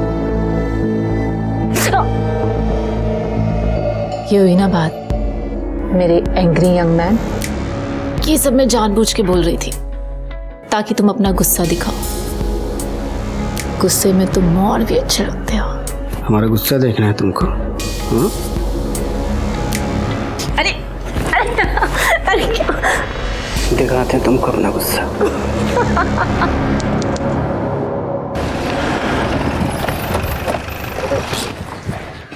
सर, ये है मीना के कॉल रिकॉर्ड्स। अपने नंबर से वो ज्यादा लोगों से तो बात नहीं करती थी, और करती भी थी तो अपने परिवार के लोगों से। सर, मीना के IMEI नंबर की डिटेल से पता चला कि उस फोन में वो दूसरा सिम भी इस्तेमाल कर रही थी, और उस नंबर से वो एक ही नंबर पे कॉल करती थी। हमने पता लगाया तो पता चला कि नंबर फर्जी है। कहीं ये वही आदमी तो नहीं जो मीना से छुप छुप कर मिलने आया था? और ये मीना किसी तांत्रिक के टच में थी क्या? नहीं सर, मीना तो किसी तांत्रिक के टच में नहीं थी। हाँ, लेकिन रूही के कॉल लिस्ट में एक तांत्रिक का नंबर मिला है, उसका नाम भैरव। भैरव? उठा के लाओ इस भैरव। तुम तांत्रिक हो। मीना के घर से उस दिन हमें राख मिली थी और वो राख तांत्रिक विधि के लिए ही इस्तेमाल होती है। हमें कुछ नहीं मालूम। और ये तुम लोग यहाँ मुझे क्यों लेके आए हो? अभी पता चल जाएगा। मिश्रा, ये पासबुक तुम्हारी है ना? हाँ। रूही मिश्रा ने तुम्हारे अकाउंट में पैसे ट्रांसफर किए थे। किस लिए किए थे? मीना को मरवाने के लिए, और तुमने उसका काम कर दिया। क्यों? बच्चा! बाबा, ये बच्चा बोल के गच्चा किसी और को देना। सच उगलवाने की कई विधियां हमें भी आती हैं। मिश्रा, इन्हें उल्टा लटका के जरा इनके नीचे से मिर्ची जलाओ। चल। अरे नहीं, चल। नहीं, साहब, मैं बताता हूँ साहब, मैं बताता हूँ साहब। रूही मैडम मेरे पास आई थी करीब 10 महीने पहले। मीना मैडम को मरवाना चाहती थी मेरी विद्या से। वो बैंक में जाके उन्होंने बहुत बेइज्जती की थी उनकी। इस औरत को खत्म करना है। बेटा, विधि में खर्चा लगेगा। बाबा, आप उसकी चिंता मत कीजिए, बस काम पूरा होना चाहिए। फिर क्या साहब? आप तो जानते हैं ये तंत्र मंत्र विद्या सब ढोंग है साहब। कुछ होता है इससे। मीना मैडम के लिए हम लोग कुछ नहीं कर पाए, और रूही मैडम को हम लोग टालते रहे, लेकिन वो समझ गई। क्या रे बाबा, इतने दिनों से तू मुझे पागल बना रहा, मुझसे पैसे हेट रहा और बोल रहा मेरा काम हो जाएगा। अब तक वो औरत मरी क्यों नहीं? अरे बेटा, थोड़ा समय दो, तुम्हारा काम हो जाएगा। बाबा, अपनी जो ये पाखंडीगिरी है ना अपने पास रख। मुझे मेरा पैसा वापस चाहिए। पर बेटा वो मुझे कुछ नहीं सुनना, मुझे मेरा पैसा वापस चाहिए बस। हम उनको 3 महीने तक टरकाते रहे साहब, लेकिन बाद में उसने सुजीत से पिटवाने की धमकी दे दी हमको, तो हमने उन्हें पैसे वापस किए। कैश दिया था साहब। हाँ सर, मैंने भैरव को पैसे दिए थे मीना को मरवाने के लिए, क्योंकि सर उसने बहुत इंसल्ट की थी मेरी। मुझे बहुत गुस्सा आ रहा था उस पर। फिर उसके बाद भैरव के तंत्र मंत्र काम नहीं आए तो भैरव ने मुझे मेरे सारे पैसे वापस लौटा दिए। फिर सर मैं चुप होकर बैठ गई। उसके बाद तो मेरा गुस्सा भी शांत हो चुका था। गुस्सा शांत नहीं हुआ था, बल्कि आप सही मौके का इंतजार कर रही थी। सर ऐसी कोई बात नहीं है, आप प्लीज मेरी बात का यकीन कीजिए। यकीन हम सिर्फ सबूतों पे करते हैं मैडम।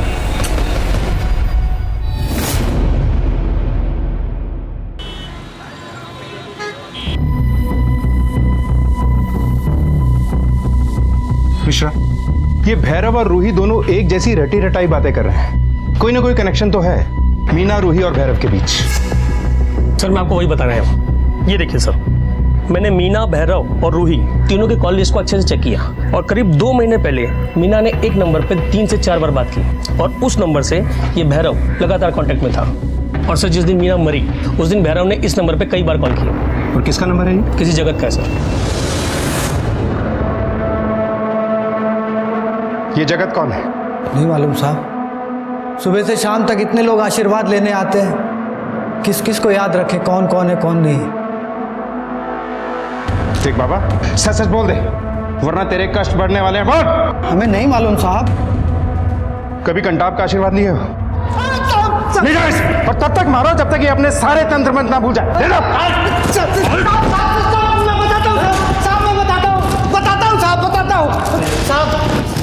अब जगत मेरा चेला है। मतलब जगत भी एक तांत्रिक है? जी। और मीना जगत से बात क्यों कर रही थी? नहीं मालूम साहब, लेकिन जगत कभी भी फंसता है तो हमें फोन करता है। कहाँ रहता है ये जगत? ओम ह्रीम क्लीम चामुंडा ओम ह्रीम क्लीम चामुंडा ओम ह्रीम क्लीम चामुंडा विछाण माफा। कौन हमारी पूजा भंग कर रहा है?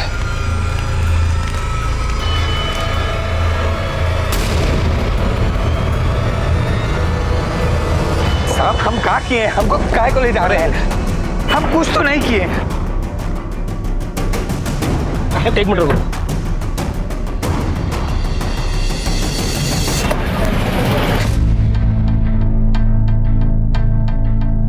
क्या हुआ साहब? इस आदमी को जानते हो? यहीं पास में रहता है। हाँ साहब, तांत्रिक है ये। और तो और इसके घर में बहुत सारे लोग आते हैं, खास करके औरतें। क्या ये औरत भी आती थी वहां पर?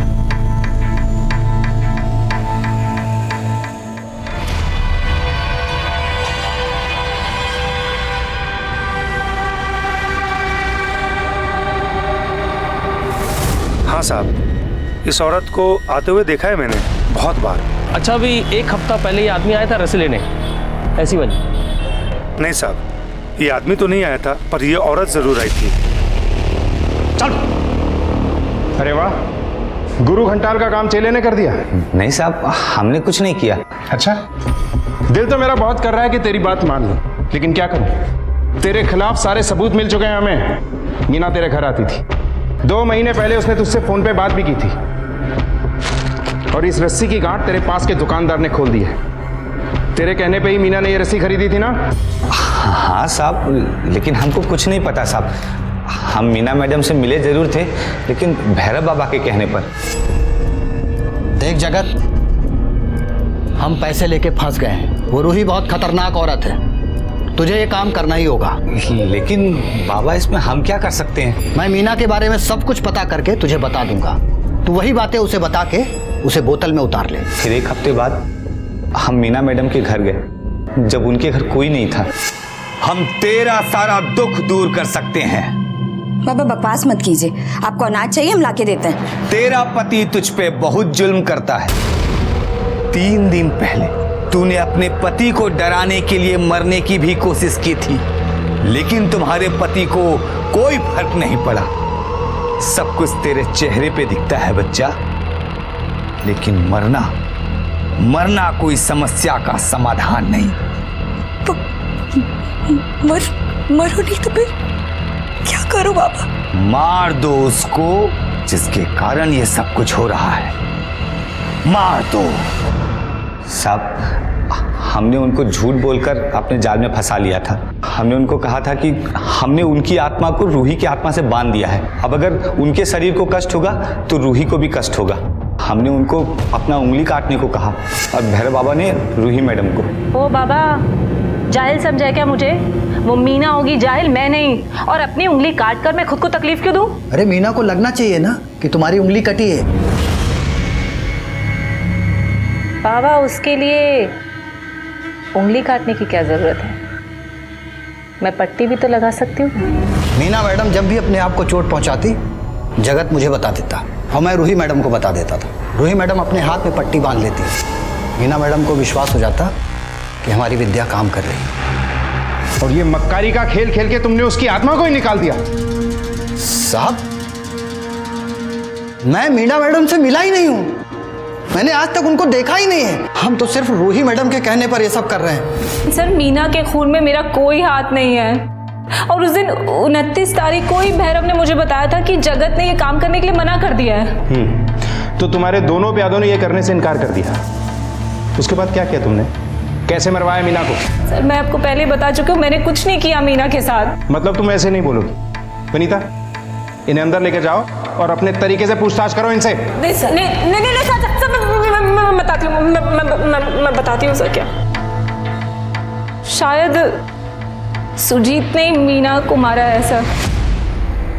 मैं श्योर तो नहीं हूँ, लेकिन मीना के मर्डर के अगले दिन ही सुजीत ने मुझे इशारों में बताने की कोशिश की थी कि उसी ने शायद मीना का खून किया है। हमारे रास्ते का काटा थी हट गई ना, अब वो खुद मरी कि किसी और ने मारा, क्या फर्क पड़ता है? आप 1 नहीं 2 नहीं 4 नहीं 10 बार पूछेंगे, हमारा एक ही जवाब होगा कि मीना की हत्या हमने नहीं करवाई है और ना हमने की है। हाँ, ये सच है कि हम उस दिन होटल से घर गए थे क्योंकि हमको शक था कि मीना का किसी के साथ चक्कर चल रहा है। हम बस वही देखने गए थे, और जब हम घर पहुंचे। झूठ बोल रहे हो तुम घर गए, तुमने मीना को उसके यार के साथ देखा, गुस्से में पागल हो गया और तुमने उसे मार दिया। अरे सर, आप ठंडे हो जाइए। 4 दिन में चुनाव होने वाला है, हमको टिकट मिलने वाला है। ये सब झमेले में पड़कर अपना टिकट करवाना है क्या हमको? देखिए सर, उसकी हत्या से हमारा कोई लेना देना नहीं है, हमको मत घसीटिए इसमें आप। ठीक है, इतना पता चल गया है और भी पता चल जाएगा। अंदर करो इसे। 1 मिनट, एक अंदर करो क्या मतलब? सर, आप गलत कर रहे हैं, ये बहुत महंगा पड़ेगा आपको, बता रहे हैं। चलो, अरे हमारा उसके हत्या से कोई लेना देना, ये बता रहे हैं आपको। पहले भैरव, फिर जगत, फिर रूही और फिर सुजीत।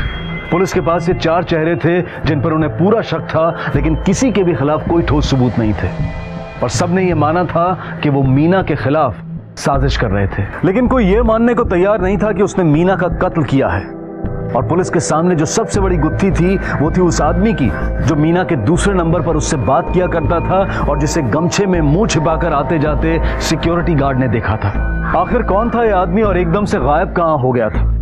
क्या इसी ने मीना का कत्ल किया था, या फिर इसने कत्ल होते हुए देखा था और डर कर कहीं छिप गया था? आखिर कौन था मीना का असली कातिल? क्या पुलिस ये गुत्थी सुलझा पाई?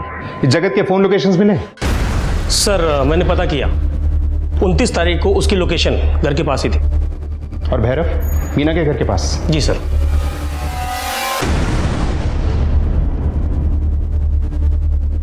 पिशा, ये जगत और भैरव दोनों को एक साथ पुलिस स्टेशन बुलाओ। हाँ तो चले। अपने गुरु घंटाल के कहने पे तूने मीना को बहलाया। हाँ साहब, हमारे भैरव बाबा जो कहते हैं हम वही करते हैं। और अपने गुरु जी के आदेश पर तूने मीना को मार डाला? हाँ साहब। नहीं साहब, हमारा बोलने का मतलब वो नहीं था साहब। असल में हम दोनों मिलकर ही उनके भोलेपन का फायदा उठा रहे थे साहब। लेकिन जब उनको मारने की बारी आई, हमारा तो रूह कांप गया साहब। हम इस पचड़े में नहीं पड़ना चाहते थे साहब। हमने तो भैरव बाबा को साफ कह दिया कि आपको मारना है तो मारिए, हमसे नहीं हो पाएगा। तू मुझे फंसाने की... झूठ मत बोल, तू नहीं मारा है मीना को। तेरे फोन की लोकेशन वहीं की थी और गार्ड ने तुझे वहां देखा भी था। साहब हम वहां गए थे और हमने इसको फोन करके कहा भी था कि तू मार दे, नहीं तो मैं मार दूंगा। लेकिन साहब ऐसे थोड़ी ना होता है कि हम मीना मैडम से कहें कि तुम फांसी लगा लो और वो लगा लेंगी, मेरे लिए जान की बाजी दे देंगे। अरे साहब मैं तो मीना मैडम को जानता भी नहीं। हाँ मैंने इससे ये ज़रूर कहा था कि मेरा परिचय करवा दो, बाकी मैं संभाल लूंगा। मैं वहां गया था, इसका इंतजार कर रहा था, ये आया नहीं। साहब हमने मीना मैडम को फोन करके बता दिया कि हमारे भैरव बाबा आएंगे और आपका काम कर देंगे। तो ये बात तुमने फोन करके मीना को बताई? हाँ साहब, सुबह सुबह हमने मीना मैडम को फोन किया और साफ साफ कह दिया कि हमारे भैरव बाबा आ रहे हैं, वही आपका काम कर देंगे। तू ये क्या कह रहा है? ज्यादा शरीफ मत बन। तू नहीं मारा है मीना को, अंदर करो इस गुरु घंटाल को। साहब हम जाएं साहब? तुम जा सकते।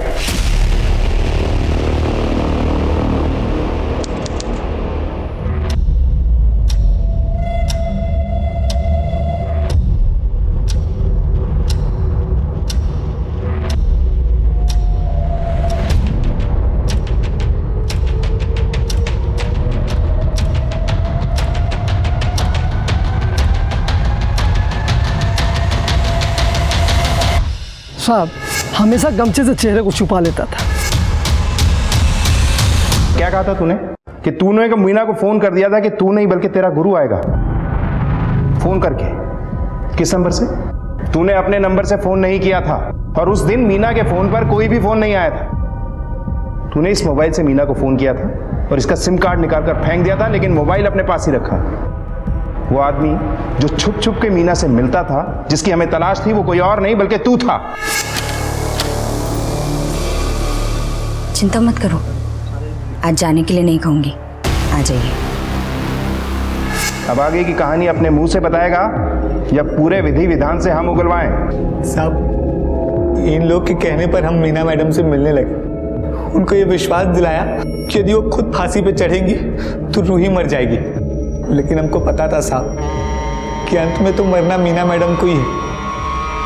हम ये सब लफड़े में नहीं पड़ना चाहते थे साहब, इसलिए हमने मीना मैडम से कहा कि हम दोनों एक एक फर्जी सिम ले लेते हैं ताकि रूही के मरने के बाद हम नहीं फंसे। भोली थी साहब, मान गई। अगर तू मीना को मारने वाला था तो तूने सबको मना क्यों किया? सब भैरव बाबा के पास बहुत पैसा वाला लोग आते थे। हमको लगा यदि भैरव बाबा फंस जाएंगे तो उनका सारा भक्त हमारे पास आ जाएगा साहब। इसलिए हमने सोचा कि मीना मैडम के मरने के बाद अगर कोई फंसेगा तो भैरव बाबा होंगे, हम नहीं। इसलिए हम मीना मैडम के पास गए। आज हमारी आत्मा को हमेशा के लिए शांति मिल जाएगी बाबा। अब हमारी जिंदगी आपके हाथों में है। तुम चिंता ना करो, हम तुम्हें बचा लेंगे। जगत को मीना के साथ धोखाधड़ी, हत्या और पुलिस को गुमराह करने के लिए गिरफ्तार किया गया और रूही और भैरव को भी मीना को मारने के षड्यंत्र के लिए गिरफ्तार किया गया और इन सभी पर अदालत में केस चल रहा है। हर परेशानी का समाधान है, लेकिन अपराध का हाथ थाम कर इंसान मुश्किल से बाहर नहीं निकलता, बल्कि और बड़ी मुसीबत में पड़ जाता है। इसी विचार के साथ अब मैं अनूप सोनी आपसे विदा लेता हूं। फिर मुलाकात होगी अगले एपिसोड में एक और चौंका देने वाले केस के साथ। तब तक अपना और अपने परिवार का ख्याल रखें और देखते रहें क्राइम पेट्रोल सिटी क्राइम्स। सबक एक को सीख हम सबको। जय हिंद। क्राइम पेट्रोल के ऐसे ही मजेदार एपिसोड्स देखने के लिए हमारे चैनल को सब्सक्राइब करें